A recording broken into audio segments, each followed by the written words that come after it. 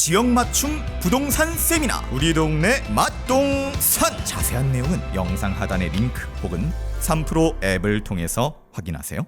자, 그러면 정말 압도적인 우리 갑자기 우리 이성창 이사님. 박병창 이사님 조남이 머릿속에 어리 빠진 것 같아. 저도 이제 다 되는 모양입니다. 자, 어서 오십시오. 예, 안녕하십니까. 네, 반갑습니다. 자, 그러면 우리 이사님과 네. 함께 먼저 미국 시장 살짝 맛보고 예. 가보겠습니다. 압권 채널이라고 해야 되는데. 응? 압권 채널. 한글로? 네. 아유, 압권 채널 복잡하다, 한다고. 복잡해. 정말. 우리도 그럴 때 있었지 뭘 그래. 압권 채널로 검색하면 나온다는. 자, 우리 박병창 이사님과 네. 함께 미국 시장부터 한번 보고 넘어가겠습니다. 요즘에 그냥 좀 올랐다 좀 빠졌다 지금 계속 그러고 있습니다. 우리 시장도 2,500포인트를 전후로 해서 올랐다 내렸다 지금 하고 있는 상황이고요. 불편해졌다는 표현을 제가 쓰고 있고 최근 들어서는요. 그리고 전체적으로 뭐 주도 주체 또는 주도 종목 뭐 이런 부분이 좀 없는 가운데 이슈별로 시장이 좀 움직이고 있는 그런 상황입니다. 그렇지만 전체적인 흐름은 좀 말씀드릴 필요 있을 것 같습니다. 오늘 저 그런 위주로 좀 말씀드리도록 하겠습니다. 어제는 다우는 0.19, 나스닥 0.58, S&P 500 0.39% 하락을 했습니다. 보시면 하락도 막 급격하게 하락하거나 뭐 이런 부분은 좀 아니에요. 그냥 거기서 거기 그 수준에서 왔다 갔다 좀 하고 있는데 시장은 크게 움직이지 않는데 지표들은 엄청나게 많이 움직이고 있습니다. 대표적으로 WTI가 지금 선물이 69.1달러까지 떨어졌습니다. 그러니까 유가가 지금 급락하고 있는 그런 상황이고요. 달러인데스와 원화는 또 많이 올라왔습니다. 103 아래로 떨어졌다가 달러인데스 104, 원화가 1,317원까지 꽤 올라온 편이고요. 국제 순위는 또 많이 떨어졌어요. 10년 만기 국제 순위 4.11이에요. 5%였는데 4% 깨지는 거 아니에요? 이게 지금 한 달 사이에 벌어진 일들이에요. 그러니까 지금 어마어마한 변동성이 사실 있는 겁니다. 네. 이게 이렇게 지표는 큰 변동성이 있는데 주가 지수는 크게 움직임이 현재 없는 상황이에요. 어제 그저께는 하락 출발했다가 반등을 좀 했고요. 어제는 상승 출발해서 하루 종일 매물 맞으면서 하락 마감했습니다. 그러나 하락폭은 제한적이다는 말씀을 계속 드리고 있습니다. 졸트 보고서가 그저께는 있었고 어제는 ADP 11월 민간 고용 보고서가 발표됐는데 10만 3천 명 증가로 발표됐고요. 전망이 13만 명이었고 그리고 전월은 11만 명이 넘어섰습니다. 11만 3천 명인가 그랬습니다. 그래서 둔화되었다는 보고서가 나온 거죠. 졸트 보고서에 의해서 고용 둔화 전망의 지표들이 지금 나오고 있는 상황입니다. 그렇기 때문에 소비 둔화에 대한 우려가 지금 나오고 있는 그런 상황이고요. 거기에 더불어서 유가와 국채 수익률이 함께 하락하는 지표들을 보면서 향후에 경기 둔화, 경기 침체로 시장의 관심이 이동되고 거기에 관점을 지금 전체적으로 좀 관심을 이동하는 그런 상황이다 보시면 될 것 같습니다. 개별적으로는 유가가 많이 하락하다 보니까 항공주와 여행주가 연속해서 상승하는 모습을 보였고요. 테슬라가 저가 전기차 생산 준비가 순조롭다라는 발표가 있었고요. 그리고 11월에 중고 판매량이 14.3% MOM으로 증가했다는 내용과 함께 최근 들어서 테슬라가 약간 그래도 좀 잘 버티고 있는 그런 상황입니다. 근데 전반적으로는 이런 뉴스가 나온다 하더라도 개별 종목 단위에서는 급등락하는 종목이 발생을 하는데 전체적으로 지수 관련 대형주에 있는 빅테크들 그리고 소위 지금 빅테크 속해 있는 7개 종목들 이런 종목들의 움직임은 그러니까 등락하는 모습이에요. 그러니까 예를 들어서 이런 겁니다. 엔비디아가 오늘 2.2% 빠져서 455달러였거든요. 근데 어제는 2.2% 올라서 455에서 465달러였어요. 그러니까 그냥 원위치했습니다. 왔다 갔다 하면서 그냥 원위치하는 그런 모습을 좀 나타내고 있어요. 물론 전체적으로 좀 소폭하고 있죠. 소폭 빠지고 있습니다. 매물이 나오고 있기 때문에 그렇지만 그 하락폭은 제한적인 상황 속에서 등락을 계속 거듭하고 있다. 그렇게 설명드리겠습니다. 우리 시장은 어제 코스피가 플러스 0.04, 2,495포인트, 2,500포인트 위에 있다가 장 막판에 밀렸습니다. 코스닥은 0.76% 상승을 했고요.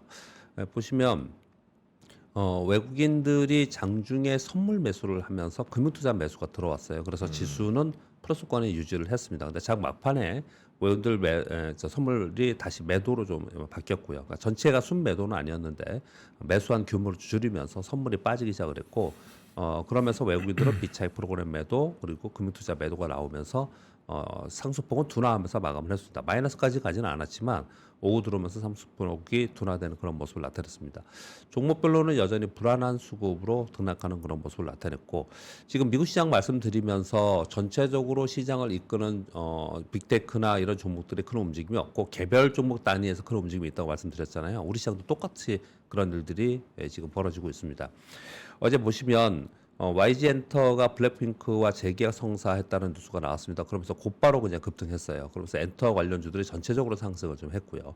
엔터 관련주들은 시가총액이 좀 높은 종목이 많아요. 그래서 지수의 상승이 좀 보탬이 되는 그런 모습을 나타냈고요.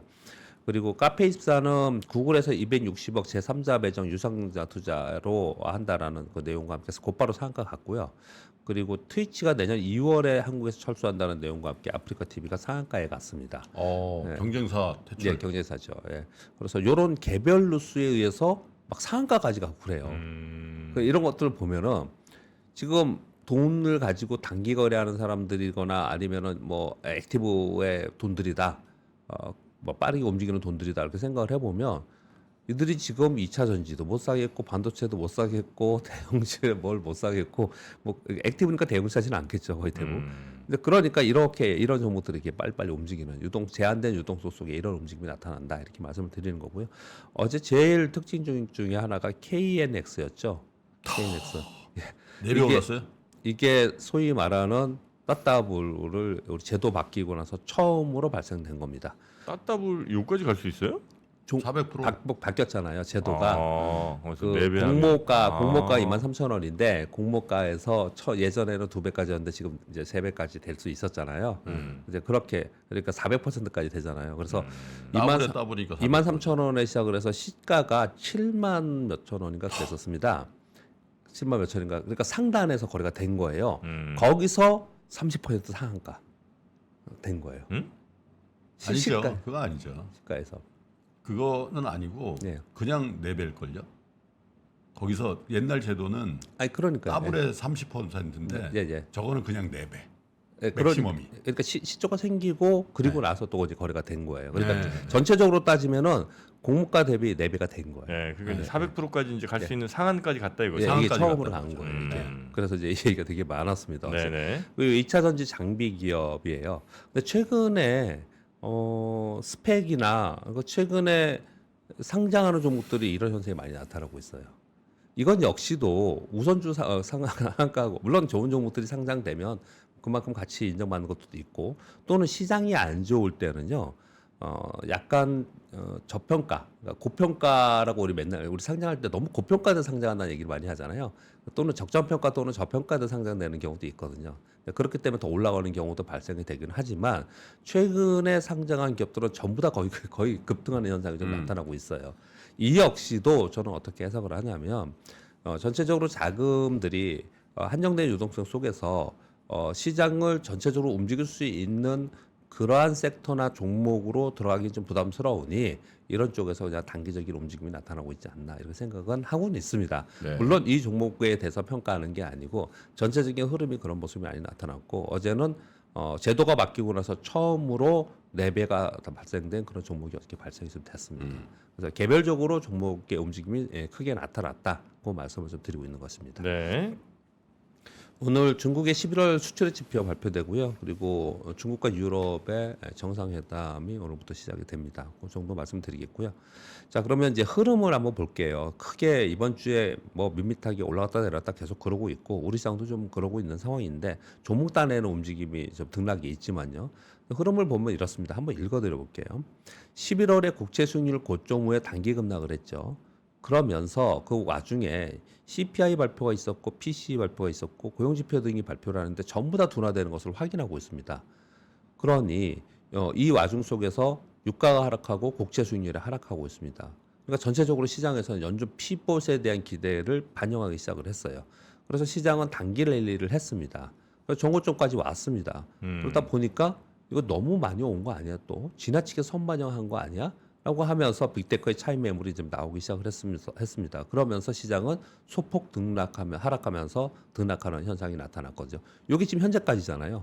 그냥 심플하면 이거잖아요. 지금 시장이요. 그러면서 이제 시장이 잘 보시면 오늘 저녁에 고용지표 발표될 건데 내일 발표되죠. 그런데 이렇게 CPI나 PC 고용지표 국제수익률이 뭐 4.1까지 떨어지고 이런데 보시면은 주가 시장은 막 그렇게 이거 크게 반영하지 않잖아요. 이거 왜냐하면 선반영을 좀 한 거고요. 이제 시장에서는 뭘 걱정하기 시작했냐? 경기 침체. 이걸 걱정하기 시작을 한 거예요. 그동안에 계속 얘기했던 겁니다. 그 시나리오대로 시장은 어떻든 계속해서 가고 있는 것으로 보여집니다. 그래서 이 시나리오대로 계속 움직인다면은 향후에 어떻게 될 것이라는 걸 누구나 좀 이렇게 여러분 스스로도 생각할 수 있는 그런 상황이 좀 된 것 같아요. 그러니까 이런 거잖아요. 금리를 계속 올려서 과열된 고용시장 그리고 물가가 너무 많이 오르니 이것을 둔화시키고자 하는 거잖아요. 그래서 결국은 배드이즈 굿이라고 얘기했던 경기 지표나 이런 고용 지표나 이런 지표들이 안 좋게 나오는 것이 시장에서는 호재로 받아들였잖아요. 그러니까 결국은 경기가 둔화되고 또는 연착륙의 경기 침체를 겪은 것을 바라면서 왔잖아요. 여태까지 왔잖아요. 근데 이제 실제로 경기 둔화되고 그리고 경기 침체 지표들이 나왔을 때 시장은 그것을 어떻게 바라볼 것이냐. 이 얘기를 많은 사람들이 얘기했던 거거든요. 그래서 이때 만약에 시장이 너무 많이 반영을 하면서 연준 피보만 바라보고 갔을 때 실제로 경기 침체가 됐을 때 시장이 정말로 그것을 연준 피보만 바라보고 탄탄히 있을 수 있겠냐. 경기 침체 지표들이 계속 나오면 결국 그것을 반영하면서 시장은 꺾일 수 있다. 너무 오버하면 안 된다라는 얘기를 계속 경고하는 거예요. 월가에서. 네. 지금 그런 움직임이 지금 나타나고 있는 상황이고 그래서 내년에 보면은 굉장히 미국 월가에서도 위로도 굉장히 높게 보는 쪽도 있고 아래로 보는 쪽도 있고 우리나라는 위아래가 그렇게 크지 않고 박스권으로 계속 보는 이유는 내년에 경기 침체의 강도에 대해서는 전체적으로 판단을 하지 못하고 있기 때문에 그렇다 이렇게 보는 거예요. 그래서 경기가 둔화되는 지표들이 나오는 거는 맞다. 그 사이에 연준이 어떻게 이것을 정책적으로 이것을 이 경착륙을 만들지 않고 갈 것이냐 이게 지금 이제 앞으로의 관건에 지금 되어 있고 네. 시장은 연준의 완화적 정책이나 이런 부분들은 상당 부분 반영하고 있기 때문에 지금 그런 지표들이 둔화되는 것들은 이미 반영했기 때문에 시장에서는 크게 상승하는 모습이 나타나지 않았다 이렇게 설명을 좀 드리고 있는 것입니다. 요거에 대해서 그냥 하나 연결해서 말씀드리면 이걸 1번 뉴스를 먼저 말씀드릴게요. 빌 에크먼이 연준이 내년 1분기 금리 인하할 수도 있다라는 그럼 이제 언론에 이제 그런 얘기를 좀 했습니다. 그래서 블룸버그발 뉴스가 나왔는데요. 이렇게 얘기를 합니다. 인플레이션 급감으로 인해서 이미 실질 금리는 매우 높다. 실질 금리가 매우 높은 상태에서 금리 인하가 늦어지면 경착륙할 가능성이 있다. 이렇게 또 말이 또 바뀌었어요. 얼마 전까지만 해도 빌리 에크먼은 국채 숏했다고 그래서 그렇게 얘기를 막 했었잖아요. 그러다 숏 커버를 했다고 얘기했어요. 그러다가 또 이렇게 얘기가 바뀌었어요. 이 얘기가 지금 시황 말씀드리면서 얘기한 요것과 일맥상통한 얘기들입니다. 그러니까 금리가 지금 경기가 둔화되고 침체되면서 인플레이션이 떨어지고 있는데 고금리 계속 유지하고 있을 때 실제로는 만약에 인플레이션이 3%인데 금리는 5.5% 계속 두고 있어요. 그러면 실질금리는 계속 높은 상태에 있잖아요. 네. 실질금리 높은 상태에서 경기는 연착륙이 아닌 경착륙으로 갈 수밖에 없다. 이 얘기를 하면서 연준이 어떤 정책을 분명히 내놔야 되지 않겠냐라고 얘기를 지금 하고 있는 건데 그것이 내년에 가장 관심이고 어떻게 얘기할지 관심인데 일단 다음 주에 FOMC 회의가 있습니다. 다음 주에 이제 점도표와 그리고 코멘트를 좀 들어보면서 다시 한번 좀 가늠해 볼 수 있을 것 같습니다. 우리나라는 다음 주에 선물했으면 동시만기가 있습니다. 그래서 이번 주에 제 주간 시황 말씀드리면서 외국인 선물 거래와 금융 투자의 프로그램 거래 영향력이 점차로 확대됩니다. 이게 언제까지 그러냐면요. 오늘이 목요일이죠. 내일 조금 이게 클 가능성이 크고요. 그리고 다음 주 화요일 날 좀 거래를 많이 하더라고요. 화요일, 수요일 날이요. 그리고 마지막 날은 크게 그렇게 거래를 하지 않았어요. 네. 요즘에 이렇게 최근에 보면은 그래서 내일도 요 영향력은 좀 커질 가능성이 있습니다. 그래서 아무튼 동시만기를 앞두고 있기 때문에 이것에 의해서 시장이 왔다 갔다 한다 이렇게 표현을 제가 말씀을 드리는 거고 개별 종목단에 거래하는 우리 개인 투자자 입장에서는 섹터보다는 개별 이슈로 등락하는 연말 장세가 여전히 이루어질 수밖에 없다라고 생각합니다. 그 정도 말씀드리겠습니다. 뉴스 몇 가지 말씀드리겠습니다. 네. 월스트리트저널발 보도인데요. 인텔과 AMD, 메타, IBM, 오라클, 예일대, 코넬대, 나사 그리고 일부 스타트업 기업들 그래서 50개사가 동맹을 맺어서 오픈 소스 AI를 만들겠다라는 거예요. 개방형 AI 모델을 만들겠다 이렇게 얘기를 하고 있습니다. 동맹에 참여한 기업들은 자체 AI 기술을 보유하고 있지만 챗GPT나 마이크로소프트의 후발 기업들의 대부분 다 있어요. 그래서 이들이 챗GPT나 마이크로소프트가 이게 폐쇄형으로 유료로 좀 가려고 좀 하고 있는 거잖아요. 그래서 오픈 소스 동맹으로 개방형으로 만들겠다. 요 얘기를 지금 하고 있는 상황이에요. 이것도 좀 볼만한 내용이라고 생각합니다. 네. 이런 와중에 마이크로소프트와 메타가 엔비디아 가격이 너무 비싸다. 그래서 AMD가 지금 칩 개발했다고 어저께 지금 행사에서 발표를 했는데 시장에서 전혀 먹히지는 않았습니다. AMD의 새로운 칩 구매를 내년부터 하겠다. 이런 또 코멘트를 좀 하기도 했습니다. 그래서 굉장히 전장이죠, 전장 이쪽이. 네. 전장이죠. 이쪽이 빠르게 막 예. 엄청나게 매일매일 새로운 뉴스 나오고 맞습니다. 그러네요. 그런데 여기에 이 관계된 종목들이 상당히 많아요. 그래서 이 뉴스들은 굉장히 중요하게 계속 보고 있고 네. 뭐 하나하나 조금 작은 거라도 가져오고 와서 여러 개 말씀드리고 있는 것입니다. 일론 머스크의 AI 스타트업 XAI 이 X가 전에 이름 뭐였죠? 트위터가 트위터, X, 트위터, 트위터 네. X잖아요. 근데 이거는 XAI예요. 이거 미국 증권거래소에 공모 신청을 했다고 합니다. 지분이 약 25% 정도 좀 하고 있는 것 같은데요.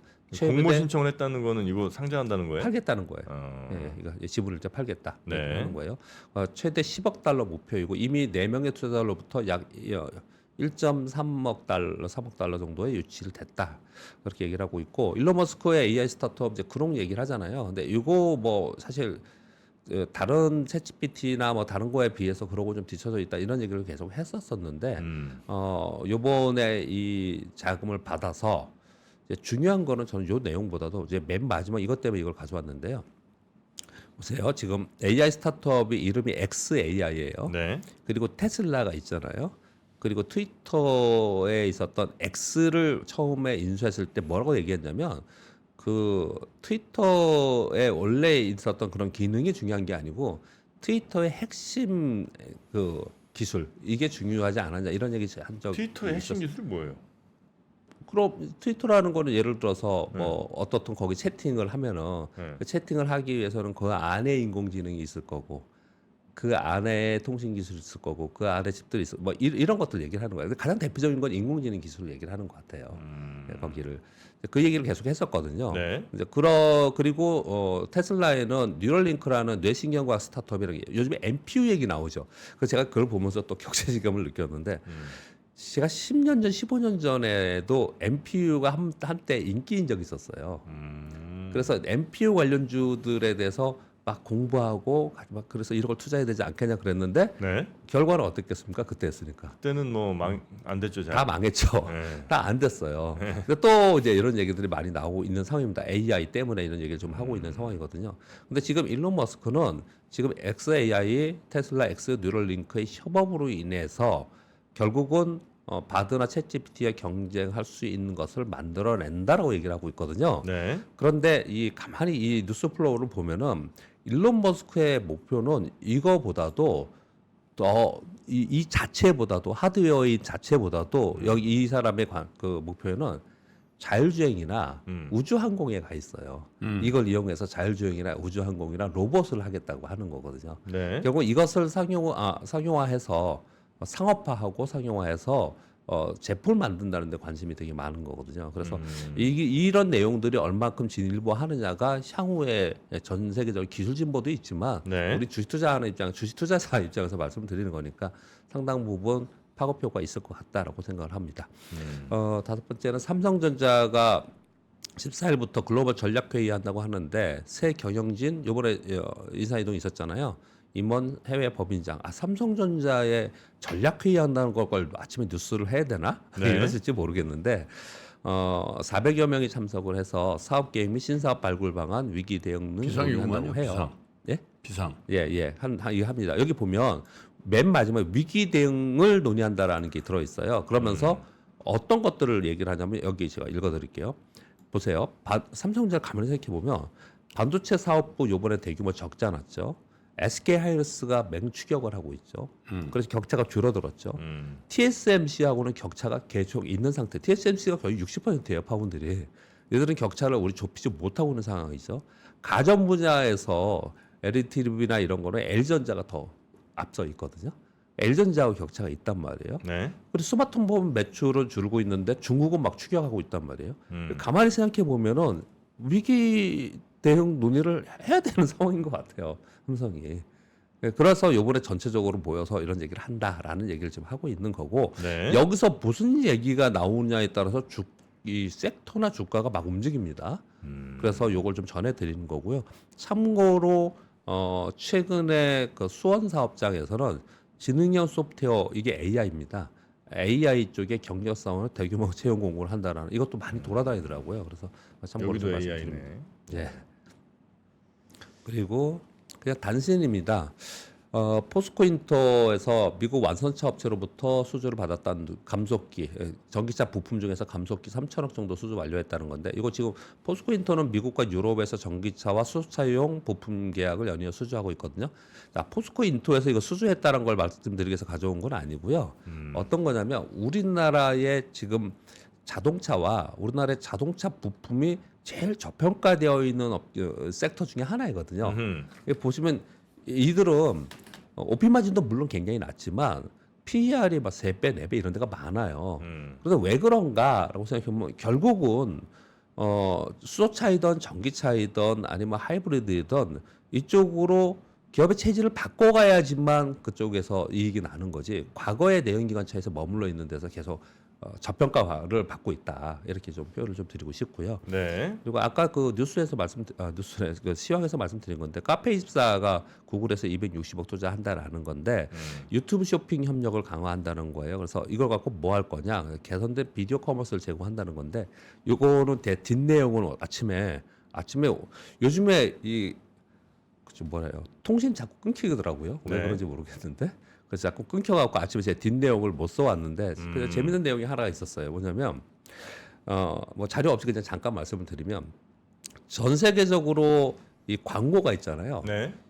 이 소위 인플루언스가 나와서 하는 광고의 효과가 어마어마하게 늘고 있답니다. 그래서 전체 광고 비중에 한 70에서 80% 정도가 그쪽으로 늘고 있다고 해요. 네. 그래서 전체적으로 그쪽에 관심을 많이 갖고 그쪽 위주로 광고를 만들어가는.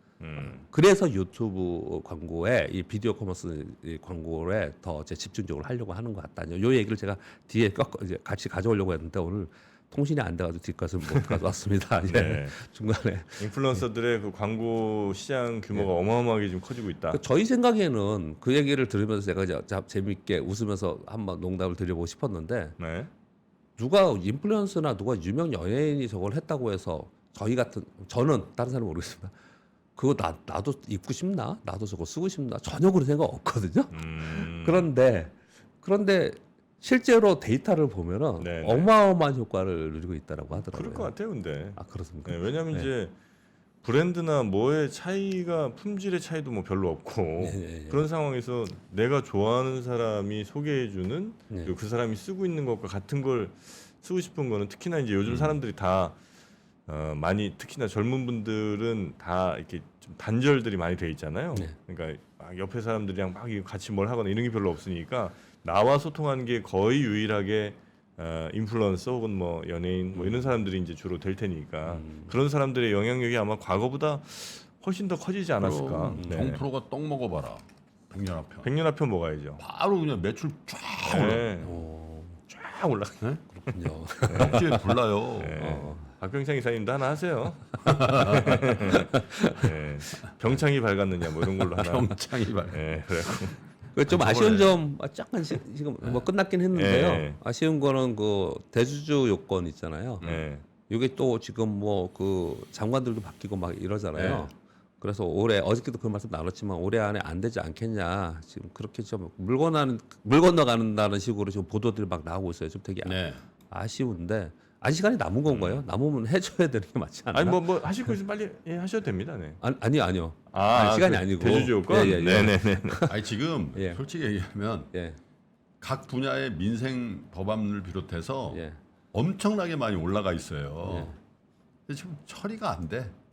공매도 관련된 개선안의 의원 법안도 있잖아요. 네. 제가 알기로 5건 이상 있어요. 네. 가능성이 별로 없을 것 같아. 올해 말로 뭐 그걸. 그래서 근데 사실 그게 어쨌든 6월 말이면 이제 저기 종료되니까 물론 이제 그때 가서 연장할 수도 있지만 빨리빨리 무슨 법안을 바꾸고 해야 되는데 국회가 안 움직여요. 네. 그러니까 말이에요. 좀 있으면 이제 총선 모드로 갑니다. 네? 국회의원들 서울에 없어요. 네, 이미 뭐 거의 네, 시작됐죠. 다 자기 지역구가 있어 이제. 자, 하여튼 그런 것들 좀 나라를 위한 좀 일들 좀 해라. 박병창 이사님 울컥했는데 지금 네. 살짝 어떻게 여의도 진출로 또 저희가 보도 한번 여의도에 낼까요? 계신데 무슨 여의도를 진출합니까? 어떻게 총선 출마? 저의 바람은 이번 인사이동에 썼는데 네. 가능한 여의도에서 근무하고 싶습니다 썼습니다. 저의 소박한 바람입니다. 아, 그래요? 멀리 안 보냈으면 좋겠습니다. 아, 이번에 사장님 어디 보내시면 안 돼요. 정말 부탁드리겠습니다. 멀리 가시면 못 오신단 나와야 말이에요. 돼요. 제발. 네. 네. 자, 우리 박병창 이사님 오늘 고생 많으셨고요. 내일 뵙겠습니다. 감사합니다. 네. 네. 외환위기 오는 거 아니에요? 금융위기 오는 거 아니에요? 이런 질문들을 좀 굉장히 많이 받았었습니다. 탐욕이 되게 강했을 때 위험자산으로서의 극단적인 쏠림이 나타나고 공포감이 극에 달했을 때 안전자산으로서의 극단적인 쏠림이 나타나거든요. 과거의 일이 미래에 똑같이 일어난다 이건 아니지만 그때 당시에 위기 상황에서는 어떤 공통점들이 있었는지를 보면서 우리가 대비를 하는 방법도 고민해 볼 수 있고요. 과거를 제대로 이해하는 순간 위기의 실체가 드러납니다. 오건영의 현실 경제 이야기를 서점에서 만나보세요.